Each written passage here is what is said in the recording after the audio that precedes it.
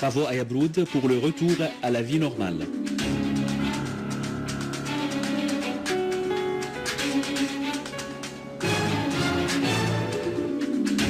L'Assemblée du peuple adopte la loi sur les élections générales.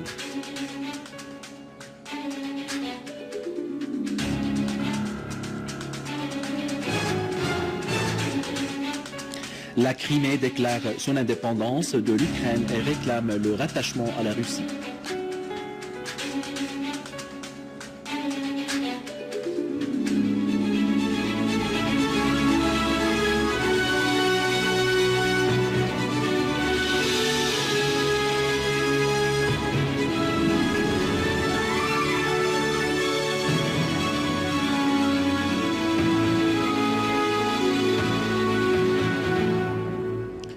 Mesdames et messieurs, bon après-midi et bienvenue à notre journal. Le drapeau de la République arabe syrienne a été hissé aujourd'hui au centre de la ville de Yabrout. Les chantiers de maintenance ont débuté le travail pour rétablir les services dans la ville. Des travaux de réhabilitation ont été effectués dans les réseaux électriques de haute tension qui avaient subi des actes de sabotage des groupes terroristes. Le ministre de la Défense, le général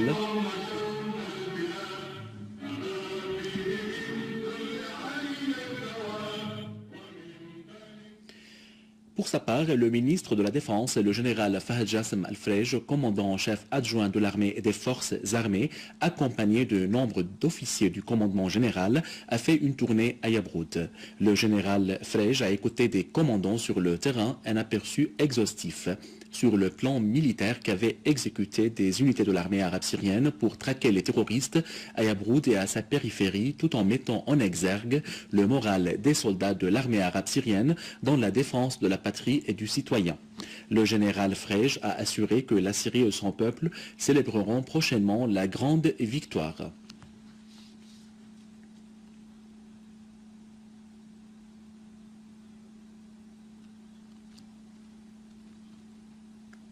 Une explosion terroriste à la voiture piégée a eu lieu aujourd'hui à l'accès de la banlieue de 8 mars près du village Al-Barda dans la banlieue de Damas. Selon des informations préliminaires, plusieurs citoyens ont été blessés en plus des dégâts matériels sur les lieux de l'explosion.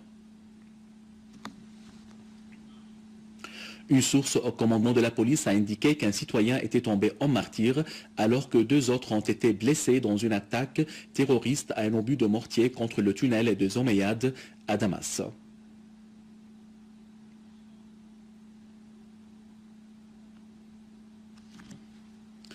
Dans le cadre des efforts déployés sans cesse par l'État pour libérer les personnes enlevées et connaître le sort des civils et militaires disparus, une unité des forces armées libère des citoyens kidnappés à Raqqa dans une opération spécifique. 42 citoyens enlevés, dont des officiers de la ville de Tabaqa dans le gouvernorat de Raqqa, ont été libérés après avoir été enlevés auparavant par les groupes terroristes armés. Dans la banlieue de Homs, une source militaire a indiqué qu'une unité de l'armée arabe syrienne avait infligé de lourdes pertes aux terroristes dans les 2 localités de Dar Kabira et de Khaldia. En outre, des unités de l'armée arabe syrienne ont détruit des véhicules dont certains étaient dotés de mitrailleuses lourdes à proximité du village de Chendfaya à Abu Qatour et Abu Taraha dans la localité de Joub Jarrah à l'est de Homs, tuant nombre de terroristes et blessant d'autres. À Alep, des unités de l'armée arabe syrienne ont déjoué une tentative d'infiltration de terroristes à la zone de Sheikh Saïd, quartier d'Ash-Shahadin, tuant nombre d'eux et blessant d'autres. L'armée arabe syrienne a de même infligé de lourdes pertes aux terroristes en visant le repère à la périphérie de la prison centrale, à Hayan, à Hritan, à Jbeila, à Handarat, à Bani Zaid, à Sarhiya, à Ashurfa, à Safra, à la périphérie de Koueres, à Ras Ma'boud, à Jdeida et Arbid, liquidant plusieurs d'entre eux. Dans la banlieue d'Idleb, des unités de l'armée arabe syrienne ont ciblé les rassemblements des terroristes à la périphérie d'Abu Drour, à Tal Fakhar, à Karmel et à Slejan, éliminant plusieurs terroristes et blessant d'autres. En signe d'appui à la mère patrie, un sit-in de solidarité a été organisé dans la ville d'Allentown, dans l'État de Pennsylvanie, aux États-Unis. Les ressortissants syriens résidant dans cette ville ont exprimé depuis l'église Saint-Georges pour les Grecs orthodoxes à Allentown leur solidarité avec les mères des martyrs de la patrie ainsi que leur appui à l'armée arabe syrienne. Et sur l'une des places de la ville, les ressortissants syriens se sont rassemblés exprimant leur attachement à l'esprit national face au plan colonialiste qui vise la Syrie. Alors que l'envoyé onusien pour la Syrie, Lakhdar Brahimi, poursuit ses rencontres avec les responsables iraniens à Téhéran, le vice-ministre iranien des Affaires étrangères pour les affaires arabes et africaines, Hossein Amir Abdollahian, a indiqué que son pays suit de près le règlement politique en Syrie avec la participation des Nations Unies et les autres parties concernées par la crise dans ce pays.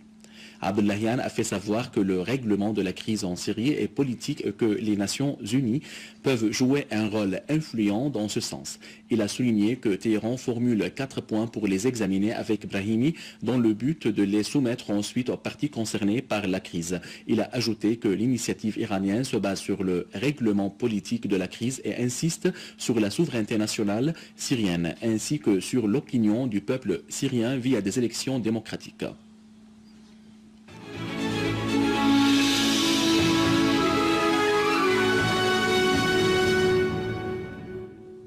Le président Bachar el-Assad a promulgué la loi numéro 4 de l'an 2014 stipulant l'amendement de l'article 124 de la loi du trafic et des véhicules numéro 31 de l'an 2004, amendé par le décret législatif numéro 11 de l'an 2008.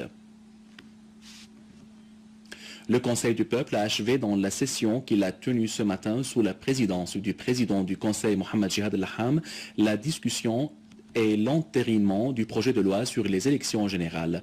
Et il a entériné tous ces articles après l'entérinement aujourd'hui des articles de 105 à 129 ayant trait à l'élection des Syriens non résidant sur le territoire syrien et des peines et des règlements finaux. Le ministère de la Santé et l'Organisation mondiale de la santé ont signé un accord de coopération bilatérale pour soutenir le secteur sanitaire jusqu'au 2015. Cet accord s'inscrit dans le cadre de la contribution de l'Organisation mondiale de la santé à la mise en œuvre du plan national pour le développement sanitaire via le programme de la coopération bilatérale pendant les 2 années en cours et prochaines et se centrera sur les plus importants domaines dans le secteur sanitaire, à savoir la pédiatrie, la santé de procréation et les maladies transmissibles et chroniques.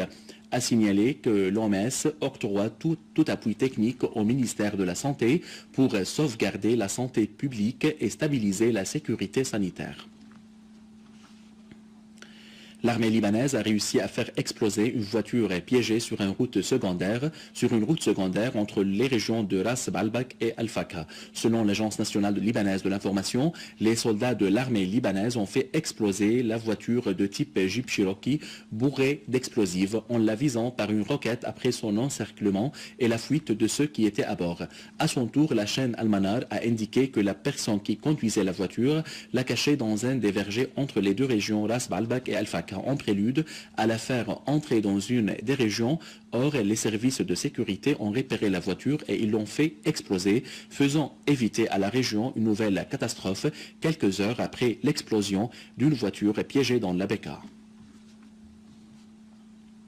Le Conseil suprême de la péninsule de la Crimée a adopté aujourd'hui, dans une session extraordinaire à laquelle ont assisté la totalité de ses membres, une décision déclarant son indépendance de la République de la Crimée de l'Ukraine. La décision appelle les Nations Unies, les pays du monde, à reconnaître ce pays indépendant suite au référendum qui s'est déroulé hier et auquel 96% des votants se sont prononcés en faveur du rattachement à la Russie.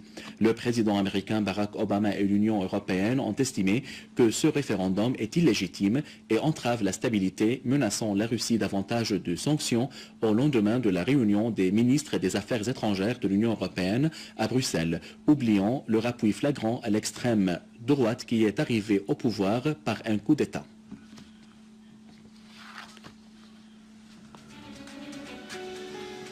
Travaux à Yabroud pour le retour à la vie normale.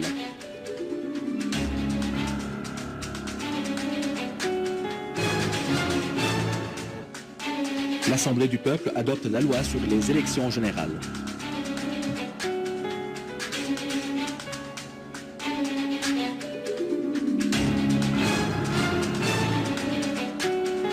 Crimée déclare son indépendance de l'Ukraine et réclame le rattachement à la Russie.